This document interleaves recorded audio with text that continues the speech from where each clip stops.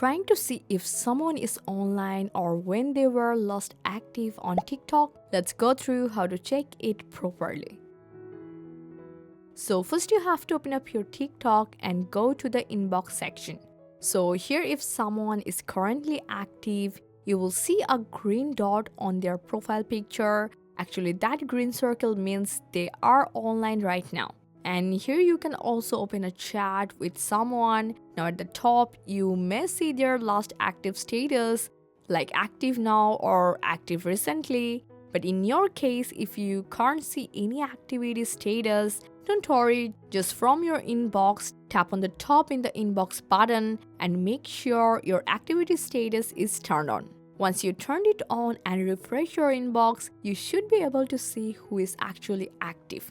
If you still don't see someone's activity status, that usually means they have turned activity status off or you are not following each other. In those cases, TikTok won't show when they're online or last active. And that's it. That's how you can actually check TikTok activity status the correct way possible. I hope this can help you a lot. Make a like and subscribe for more TikTok tips and tricks. Thanks for watching.